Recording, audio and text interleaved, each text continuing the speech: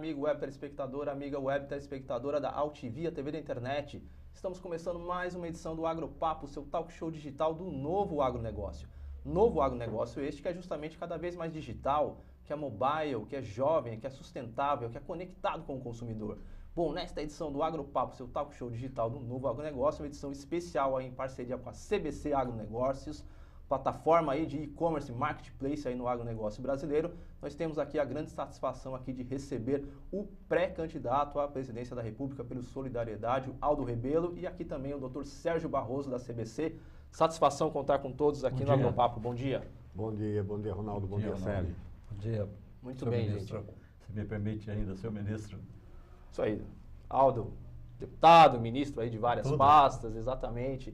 Eu queria a gente poder começar e falar um pouco justamente dessa aproximação que o senhor teve aí nos últimos anos com o agronegócio, vamos dizer assim, com as lideranças do setor, nessa caminhada aí que foi a aprovação do Código Florestal e tudo mais, né? Ficou essa proximidade maior com o setor? Como é que o senhor avalia, faz esse diagnóstico assim, doutor? São duas coisas distintas. Uma é a aproximação, mas a outra é a identidade. Eu sou um homem do campo, nasci na roça. Meu pai trabalhava numa fazenda lá em Alagoas, eu fui alfabetizado numa escola rural, eu estudei em colégio agrícola e sempre tive uma identidade muito grande com o mundo rural, com o campo no Brasil. Sempre vi o campo com muita generosidade, ou seja, não apenas como a atividade que produz alimentos, mas que gera cultura, identidade, a música, a língua portuguesa. E quando veio o Código Florestal, que havia uma disputa muito dura entre o ambientalismo, que não aceitava a agricultura brasileira como um competidor internacional forte e recebia subsídio, ajuda do estrangeiro para fazer campanha contra a nossa agricultura. Esse setor do ambientalismo atuava fortemente lá na Câmara para impedir qualquer modernização da legislação florestal. Eu não estou falando mal do ambientalismo em geral. Eu acho que a luta ambiental ela é importante, ela é necessária. De fato, o meio ambiente foi muito agredido no mundo e uma militância em defesa do meio ambiente é importante no Brasil e no mundo. Sim, mas o senhor pontuou recentemente também, doutor, num evento até que existem algumas correntes, vamos dizer assim, no movimento ambientalista que, de certo modo, agem meio que de má fé contra a agricultura, né? De muita má fé. E recebem dinheiro de fora para praticar aqui uma guerra comercial travestida de guerra, de luta em defesa do meio ambiente. Para confundir as pessoas, porque as pessoas elas estão inclinadas a aceitar a defesa do meio ambiente. Mas essas ONGs, elas usam o meio ambiente como forma de travar a presença do Brasil como um importante empreendedor mundial na área do comércio, da agroindústria, do agronegócio. Então, essas ONGs criaram esse problema e eu tive que enfrentar essa discussão e procurar fazer a legislação como foi o projeto que eu fiz, que equilibrasse a defesa do meio ambiente com a segurança jurídica do produtor rural brasileiro, do médio, do grande e do pequeno, porque sem segurança jurídica eles mergulham num inferno, numa verdadeira tragédia que é a que ocorria quando eu fui relator do Código Florestal, quando 90% da atividade agrícola do Brasil estava na ilegalidade. Muito bem, doutor. E pegando carreira, gancho nessa questão assim do agronegócio, da agricultura, que, enfim, registrou um significativo crescimento no Brasil nos últimos anos, né? Até por ser um setor assim que compete, vamos dizer assim, de igual para igual com as agriculturas de outras regiões da União Europeia, dos Estados Unidos, enfim. Como é que o senhor avalia justamente o setor no momento aí, vamos dizer assim, que a gente possa engatar aí um novo arranque de desenvolvimento? Como é que o senhor vê o papel do agronegócio na economia brasileira? Olha, o agronegócio talvez seja a agricultura e a pecuária, a agroindústria, talvez seja o único segmento que não é ameaçado pela quarta revolução industrial.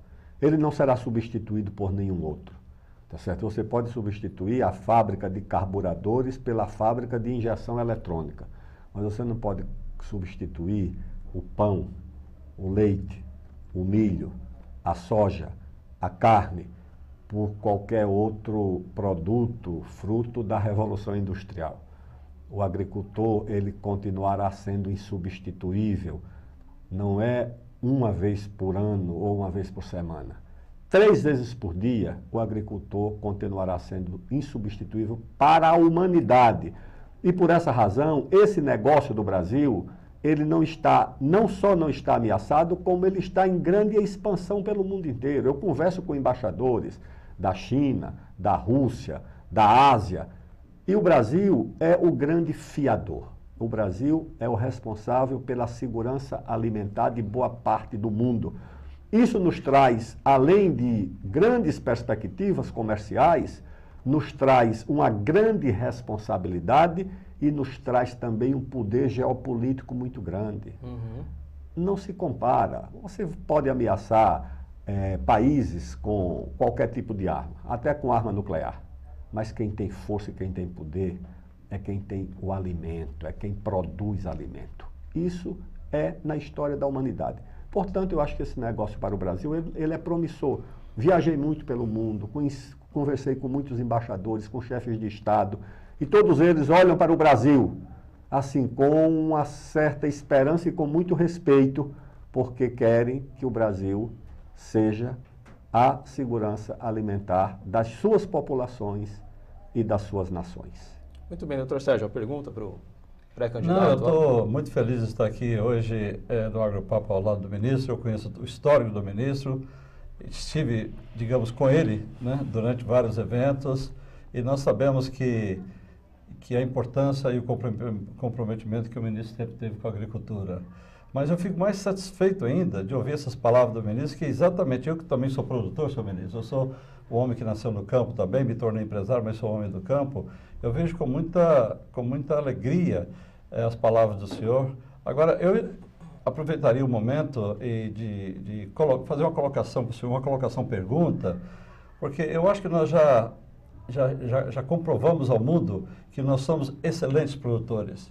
Quem é que não se lembra que se dizia no passado, e no passado que eu falo há 35, 40 anos, que eu estou no agronegócio há 48 anos, que no Cerrado brasileiro não dava nada.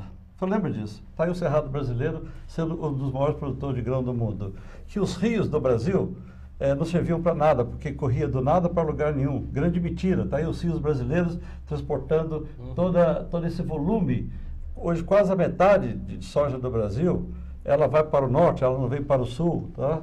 Então, a pergunta que eu teria para o ministro hoje, como é que o senhor vê o governo brasileiro em termos de apoio à agricultura? Como é que nós podemos acreditar que não só o agricultor tem que carregar todo esse fardo nas costas, mas que nós vamos ter um governo que tenhamos e nós tenhamos um governo e, no caso do senhor, vier a ser presidente, o que o senhor faria para a agricultura? Em primeiro lugar, Sérgio, dizer o seguinte, que a agricultura no Cerrado é fruto de uma decisão política que foi a construção de Brasília e fruto de uma outra decisão administrativa que foi a criação da Embrapa. Eu vi a entrevista do primeiro pesquisador da Embrapa que chegou em Brasília, quando abriram o escritório da Embrapa em Brasília, ele diz, nós olhamos para o Cerrado. A Embrapa olhava para o litoral, olhava para a zona da mata. Quando nós viemos para Brasília, nós somos desafiados a resolver a questão do Cerrado, a corrigir aquele solo, não com o adubo químico, mas a enfrentar a correção daquele solo com a correção da semente. E aí a Embrapa, não só a Embrapa, mas as universidades criaram proezas científicas e tecnológicas para viabilizar a agricultura no Cerrado e dar ao Brasil hoje, não só em grãos, no caso da soja, mas também em proteína animal, porque o Mato Grosso hoje tem o maior rebanho bovino do Brasil. Isso tudo foi decisão política, ciência e pesquisa. E os rios do Brasil são a grande promessa de segurança e de futuro para o Brasil. Você tem um rio como o Amazonas, que tem na menor vazão 360 mil metros cúbicos de água doce por segundo, que vai para o oceano.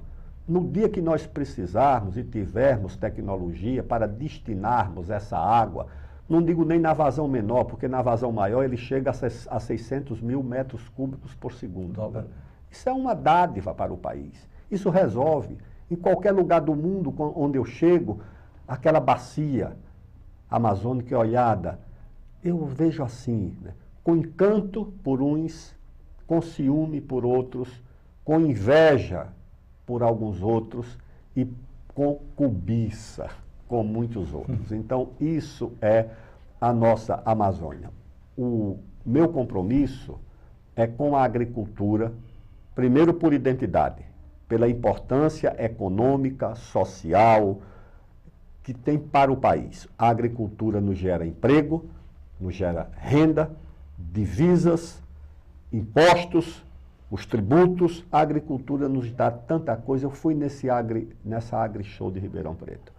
E vi lá o número de equipamentos, colheitadeiras, tratores, máquinas. E eu falei lá para os meus amigos do Sindicato dos Metalúrgicos. O emprego do metalúrgico, o emprego industrial, o emprego urbano garantido pela atividade rural. Esses tratores não são fabricados nas fazendas. Essas máquinas não são produzidas nas fazendas.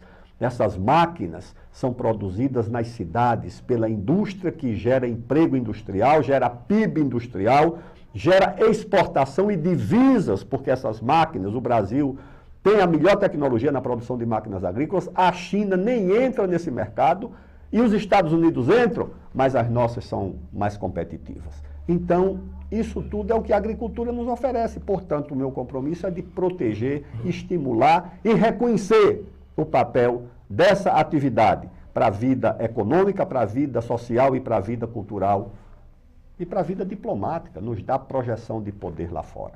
Parabéns. Muito bem, Nilson. O senhor tocou num ponto aí, falou o nome da Embrapa, e num recente evento até o senhor pontuou justamente aí a importância que foi a pesquisa agrícola, as ciências agrárias, justamente para esse protagonismo da agricultura, da pecuária brasileira, né? Mas a Embrapa vem passando por um momento aí de dificuldades financeiras. Como é que o senhor enxerga, por exemplo, a questão de parcerias com a iniciativa privada, justamente para a Embrapa ou outros institutos de pesquisa públicos não dependerem tanto do Tesouro? A Embrapa e qualquer instituição de pesquisa precisa encarar a pesquisa em 3 níveis. O primeiro é o nível da pesquisa básica, da pesquisa pura, da ciência pura. O outro é da ciência aplicada, ou seja, quando você busca tecnologia para resolver problemas concretos da competitividade, da produção do país. E o terceiro nível é quando você recebe uma encomenda. Você tem um gargalo tecnológico na determinada área da produção, de etanol, por exemplo, etanol de segunda geração. Você tem que usar o bagaço e a palha da cana, que são elementos altamente corrosivos, que geram problemas no desempenho das máquinas que são usadas para a produção. Então você tem que resolver esse gargalo tecnológico na indústria química, farmacêutica, na agricultura de precisão. Então, qualquer instituição de pesquisa, ela tem que lidar com a pesquisa nesses 3 níveis. Ela tem que ter uma parte de ciência pura, ela tem que ter uma parte de desenvolvimento tecnológico e tem que ter uma parte da aplicação em determinado desafio. E acho que isso, não só a Embrapa, como as outras instituições de pesquisa precisam fazer. Resolver, por exemplo, o desenvolvimento da genética bovina. Os Estados Unidos têm uma produtividade de carne maior do que a nossa, porque eu tenho uma genética mais desenvolvida do que a nossa. Você tem que encomendar a um conjunto de universidades a pesquisa que resolva esse desafio tecnológico que dê à carne brasileira uma competitividade igual ou, quem sabe, até superior à americana. Acho que isso a Embrapa tem que fazer. Mais recentemente, os recursos para a Embrapa na pesquisa foram sendo reduzidos porque o custeio passou a ser muito alto, né? Então, tem que ver o que é que está acontecendo para que a Embrapa consiga retomar o seu protagonismo como empresa de pesquisa. E o senhor também tocou num outro ponto aí importante, a questão da diplomacia, né? Como é que o senhor avalia? O senhor também disse recentemente num evento aí que a diplomacia brasileira precisa ser, vamos dizer assim, de certo modo, abre aspas, um pouco mais agressiva aí dentro do comércio agrícola internacional. Por que isso? Como é que pode ser desenvolvido isso? O Brasil focou muito, por exemplo, aí nas questões aí das negociações multilaterais, no âmbito da OMC, de certo modo deixou um pouco de lado os acordos bilaterais. Como é que o senhor avalia isso? Nós temos escolas de diplomacia distintas. A escola americana é uma escola, a diplomacia é a extensão do negócio para a América. Ou seja, o interesse dos Estados Unidos, que não é dividido entre público e privado. Qualquer interesse, um cidadão no Brasil que aluga a casa de um cidadão americano que mudou-se para os Estados Unidos, o pagamento desse aluguel é do interesse dos Estados Unidos. Então é capaz do embaixador ligar se você atrasar o aluguel do cidadão americano aqui no Brasil, porque ele considera que isso é do interesse dos Estados Unidos. Então a diplomacia americana é uma extensão dos negócios. E o negócio é compreendido como parte fundamental, interesse essencial dos Estados Unidos, os negócios privados. No Brasil, nós temos uma outra tradição. Nós temos uma diplomacia muito preparada, muito capaz, muito vitoriosa, desde a época do Zé Bonifácio, que foi o fundador, ao Barão do Rio Branco. A diplomacia brasileira é uma diplomacia respeitada no mundo. Agora é uma diplomacia mais de negociação política, mais de punhos de renda do que propriamente de meter a mão nos negócios. Nós precisamos fazer com que a nossa diplomacia conserve a sua tradição de grande negociadora, que é a tradição do Brasil. O Brasil não é país para ameaçar ninguém, o Brasil é um país que vence na negociação, mas ao mesmo tempo essa diplomacia tem que assumir mais os interesses e os negócios do Brasil como parte do interesse nacional. Então, se o Brasil precisa vender um produto lá fora, esse assunto tem que ser do interesse da diplomacia brasileira. Isso vai na contramão dessa judicialização da política que quer criminalizar um ex-chefe de Estado, seja ele quem for, Lula, Fernando Henrique, que foi lá no exterior defender os interesses das empresas do Brasil. Todo presidente americano faz isso, todo diplomata americano faz isso, defende os interesses das empresas americanas. Aqui, se um diplomata, se um ex-chefe de Estado for defender interesses privados do Brasil, é capaz de ser condenado como um criminoso. Eu acho que essa visão precisa mudar. Os negócios do Brasil, das grandes empresas, do agronegócio do Brasil, são de interesse nacional. Geram emprego, geram impostos, geram divisas e fazem um bem para o país. Senhor ministro, por favor, me permite o senhor falou muito em competitividade e produtividade, que é a chave de todo o negócio, através das diversas fases, né? Uma das coisas que, como empresário do agronegócio há 48 anos, que sempre me preocupou, além da produção, que hoje está muito bem, obrigado, claro que ela vai ter que cada vez melhorar mais, mas ela está alcançando um nível muito alto. Nós sabemos quando se produzia no Brasil uma média de 1.500 quilos por hectare no milho, hoje já está 8, 9, a soja em 1.000 quilos, hoje já está em quase 4.000 quilos por hectare. Agora, uma coisa que está faltando ainda no Brasil, por dizer, para ela alcançar um índice ainda melhor no sistema do agronegócio como um todo, de um lado a logística, né? E de outro lado a comercialização. A logística, e como eu sou um apaixonado pelo tema também, a logística do Brasil ainda tem muito a progredir sob diversas formas, e nós até chegamos ao limite, senhor ministro, de fundar uma empresa, eu e um colega, Francisco Lavur, nós somos locais daqui, uma empresa chamada Brasil Fretes, que nós conseguimos, é uma plataforma digital para unir os caminhoneiros, as transportadoras e os embarcadores, para evitar o passeio do caminhão vazio, tá? Essa é uma atividade, é uma plataforma digital que se procura cargas, se oferece cargas através de uma plataforma digital. Isso aí tem ajudado, estamos começando agora, temos mais de 100 mil downloads, já começamos, né? E muita gente já está utilizando, e também na área em si da comercialização. A comercialização brasileira ainda está nos modos, digamos assim, relativamente antigos. Essa comercialização via telefone, tem que ser via telefone, tem que ser um encontro pessoal, que seria ótimo, mas eu acho que nós estamos no mundo global e digital. Nós queremos os chineses comprando soja brasileira 24 horas por dia. Queremos, vou dizer, os chineses que eu falo, mas a Indonésia, o Japão, vou dizer, o Oriente. Então, nós fundamos também uma empresa chamada CBC Agronegócio, que é parceira do Agropapo aqui, onde nós trazemos todos aqueles que têm interesse de comercializar dentro daquela plataforma e lá se acha as ofertas que forem necessárias. E o mais importante para mim, que o senhor conhece muito bem, que é a agricultura familiar. Nós pretendemos que esses 4,5 milhões de agricultores familiares que tem, conforme a informação da própria MAPA, semana passada eles anunciaram isso, e que nós esperamos que a utilização dessa plataforma vai fazer com que todos os produtores agrícolas brasileiros estejam inseridos no mercado. Porque o produtor produz bem, a nossa qualidade, é engraçado, a nossa qualidade em média é superior a qualquer qualidade, a soja brasileira é melhor que a soja americana, etc, etc. Então nós esperamos, com esse trabalho que está sendo feito há anos já entre a Anatel e o Ministério do Desenvolvimento Agrário, e o senhor deve ter participado diretamente desse evento, onde se espera que daqui a 2 ou 3 anos tenhamos aí pelo menos 70% das propriedades agrícolas inseridas com a internet. Então, essa plataforma nossa, chamada CBC Agronegócios, ela vai dar a oportunidade que todos se reúnem ali. O produtor agrícola sentado lá na casa dele, ele põe o produto dele à venda, ele vai encontrar um comprador. Isso se chama inserção da agricultura digital nos mercados. Eu acho que esse também é um ponto muito interessante. Estamos trabalhando com o MDA para oferecer essa plataforma para eles usarem, não cobraria nada, porque nós temos a nossa receita nas publicidades que estão acontecendo.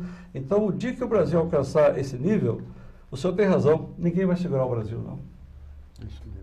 Muito bem, só vou fazer aqui uma paradinha para alguns recados tradicionais aqui do Agropapo. Se os senhores fiquem aqui e a gente volta já já, tá bom? Obrigado. Muito bem. Você está acompanhando o Agropapo, seu talk show digital do novo agronegócio aqui na UTV, a TV da internet. Se você quiser rever aqui essa entrevista, edição especial aqui do Agropapo em parceria com a CBC Agronegócios, com o pré-candidato à presidência da República, Aldo Rebelo, pelo Solidariedade, é só acessar o YouTube da UTV ou ainda o canal oficial do Agropapo no YouTube, que é youtube.com/agropapo. O Agropapo também está presente no Facebook, está sendo transmitido por lá agora a nossa fanpage, que é facebook.com/agropapo. O Agropapo também tem seu perfil no Twitter, que é @agro_papo, e também no Google+, Google+, e no LinkedIn.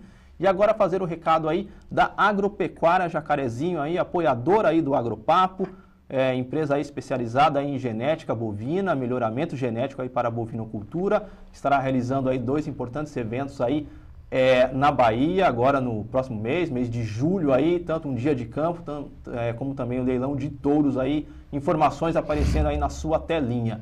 E também agora fazer a chamada da Farmers Brasil, a Farmers Brasil aí, que é uma nova marca aí de confecções de roupas no agronegócio, que tem uma proposta aí justamente de apresentar aí o orgulho de ser do agronegócio, enfim, vem com mensagens aí sobre o setor, informações aí também na sua telinha.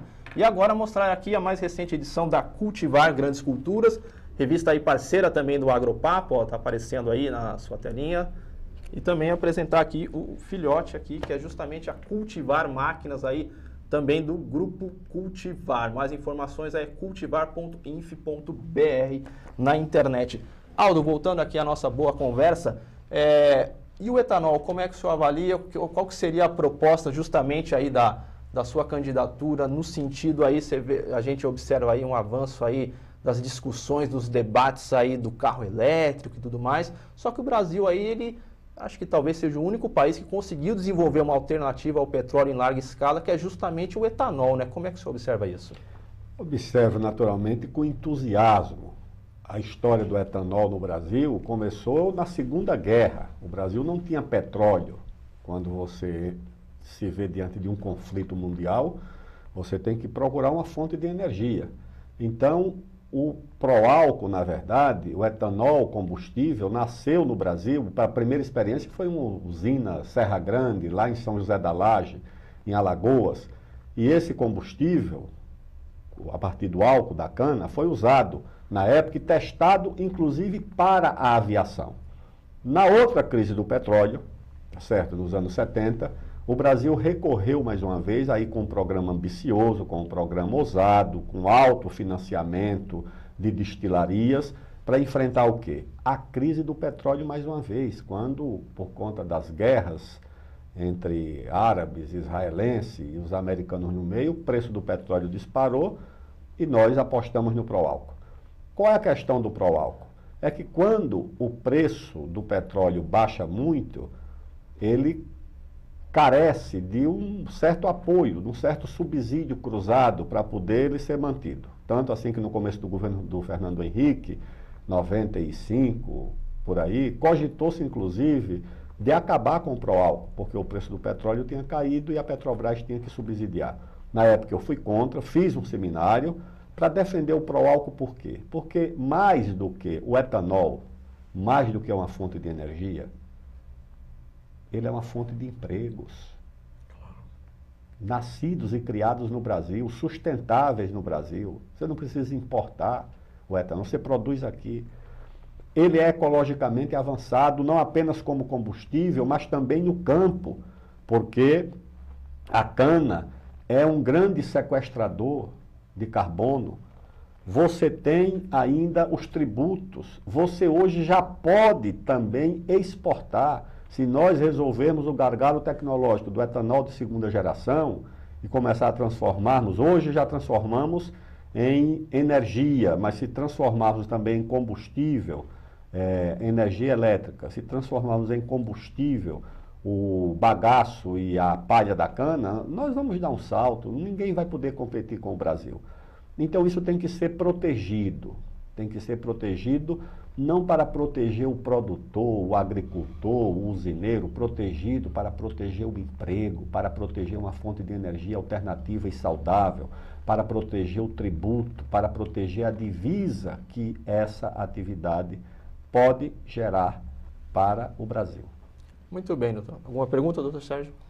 Não, eu estou satisfeito, apenas dizer que o nosso ministro Paulo Rebelo é um amigo da agricultura, eu acompanho isso há muitos anos e sei que na eventualidade dele ser o presidente, ele vai ajudar muito a nossa agricultura nesse país. Muito bem, eu tenho mais duas aqui para a gente poder fazer aqui o nosso desfecho. É um tema que, obviamente, não poderia deixar de perguntar. Como é que você observa a questão da reforma agrária nos dias de hoje no Brasil? Primeiro, nós temos dois modelos clássicos de desenvolvimento da agricultura. Nós chamávamos na época de vias. A via americana, que é a via da democratização da propriedade da terra, quando os pioneiros chegaram nos Estados Unidos, onde eles chegavam, eles faziam uma divisão equitativa da propriedade da terra. E a outra é a via prussiana, que é uma via mais conservadora. A via prussiana é o desenvolvimento da agricultura na grande propriedade, ou seja, os grandes fazendeiros da Prússia, que preservaram esse modelo de propriedade da terra. O Brasil, a partir do nosso patriarca, do José Bonifácio de Andrade e Silva, ele concebeu um modelo de democratização da propriedade, ou seja, criava até um fundo nacional de terras. Se você não usasse as terras, você devolvia para o Estado, que redistribuía para quem quisesse usar. O primeiro donatário de Pernambuco também conseguiu, para trazer gente, ele tinha que oferecer alguma coisa. Como é que ele ia trazer gente de Portugal? Se oferecesse terra. Então, ele também concebeu um modelo mais democrático de divisão da propriedade da terra. E aqui no Brasil, todo mundo fez uma parte da reforma agrária, tá certo? O presidente Vargas fez, principalmente ali no Centro-Oeste, distribuiu terras ali na região do Mato Grosso. Depois, os próprios governos militares conceberam os assentamentos da Amazônia, quando achavam que precisava ocupar a Amazônia, integrar para não entregar, também conceberam um modelo de reforma agrária, que deu problema, grilagem, deu diabo, mas eles conceberam, os militares também. O Fernando Henrique também promoveu um número muito significativo de assentamentos, e o governo do Lula também deu prosseguimento a isso. O que eu acho é que isso tem que ser feito de forma pacífica, garantindo a segurança jurídica e a proteção dos proprietários no campo. Isso não pode ser feito no regime democrático pela violência nem pela força. Nós conquistamos a democracia exatamente para resolver os conflitos através da negociação e não da violência, né? E acho que isso também é o que vai ajudar a que a agricultura seja composta no Brasil pelo pequeno, pelo médio e pelo grande. A economia brasileira comporta tudo isso nas suas diversas escalas, né? E isso tem sido decisivo para quê? Se você examinar a participação na renda dos brasileiros, dos diversos itens de despesa, a única despesa que tem conhecido uma curva decrescente, ou seja, uma participação decrescente na renda, é a alimentação. Ou seja, a cada ano o Brasil gasta menos da parte do salário. Você gasta com cultura, com medicamento, com educação, com saúde, com alimentação, é aquilo que tem caído mais. E por quê? Porque nós produzimos com eficiência e garantindo o acesso da população a esses bens. E nós devemos isso a quem? Aos agricultores brasileiros, aos pequenos, aos médios e aos grandes. Muito bem, para a gente fazer o desfecho efetivamente aí, ainda no campo das reformas, o senhor assumindo aí em 1º de janeiro aí de 2019, qual seria a proposta do governo do senhor justamente na questão das principais reformas aí, previdência, fiscal, política, como é que seria encaminhado aí essa questão, a proposta do executivo do senhor? Primeiro, nós temos que fazer as reformas, tá certo? Obedecendo a quê? A critérios, né? Você tem que traçar um denominador comum. O que é que você quer com as reformas? Eu acho que o Brasil tem 2 grandes objetivos com as reformas. Qual é o primeiro objetivo? Tornar o país mais competitivo, estimular o investimento, gerar empregos, fazer com que o Brasil deixe de ser exportador de empresas e de empregos para a China, para o Paraguai, para a Argentina, como tem sido atualmente, né? As empresas saem do Brasil, o embaixador me diz, mas, ministro, nós vamos sair do Brasil para a Argentina. Eu digo, por que, embaixador? Eu disse, porque nós somos uma empresa de engenharia que só consegue contratar advogados, tá certo? Nós já temos 80 advogados e nenhum engenheiro contratado, porque a legislação no Brasil é muito difícil. E, lamentavelmente, eles estão cobertos de razão. Nós temos uma teia de leis, de normas. Na época do Código Florestal, só na área da agricultura eram 16 mil normas. Isso é impossível. No Brasil criou-se a ideia de que a lei boa é a lei que gera multa e autuação. É uma ideia errada, é uma ideia criminosa. Sabe qual é a lei boa para qualquer país? É a lei que é cumprida, é a lei que é respeitada, é a lei que é acatada, mas aqui não, os órgãos de fiscalização acham que a lei boa é quando produz uma multa. E chega a ter uma coisa no Brasil que o órgão de fiscalização tem um fundo do qual ele se mantém, produzido pelas multas que ele aplica. Isso é uma degeneração do papel do Estado no Brasil. Nós criamos uma situação em que no Brasil, quem não produz, manda em quem produz. Então, qualquer promotor do Ministério Público pode parar uma obra, não parar uma obra pública ou privada, atingindo o emprego, a renda, a segurança jurídica. Então, isso não pode continuar. Então, eu acho que isso nós precisamos resolver no Brasil, ou seja, fazer as reformas para liberar o país para crescer e para se desenvolver. E qual é o outro objetivo da reforma? Reduzir as desigualdades, que no Brasil são grandes demais. São desigualdades que afrontam a consciência democrática da sociedade. Você não pode ter um país onde a população não tem dinheiro para comprar um botijão de gás, catando lenha na rua para cozinhar, internamento de queimados no Recife, porque as pessoas tentam substituir o gás pelo álcool, comprando um botijão de gás à prestação, isso no Brasil inteiro, até em São Paulo, que é a cidade mais rica do país. Então, essa desigualdade abjeta, nós temos que reduzir. Reduzir com o quê? Com emprego, com renda, com desenvolvimento. Então, as reformas têm que ser feitas para isso. Todas elas. Se houvesse denominador comum, nós vamos fazer as reformas. E enfrentar esse debate com o Congresso, porque também não adianta mandar as reformas. E vai ter maioria no Congresso para aprovar. A reforma da Constituição são 3/5 de quórum num Congresso que vai ter uma renovação muito baixa, tá certo? Então, o presidente da República, o próximo presidente, vai ter que ter coragem, capacidade de liderança, de enfrentar as corporações, tá certo? De se bater contra interesses que estão aí cristalizados, defender o interesse nacional, defender o interesse público, que é o interesse privado e é o interesse do trabalhador, todo mundo tem interesse em que o país se desenvolva. Algumas corporações nem tanto, têm interesse em proteger os seus privilégios. Mas essas têm que ser enfrentadas.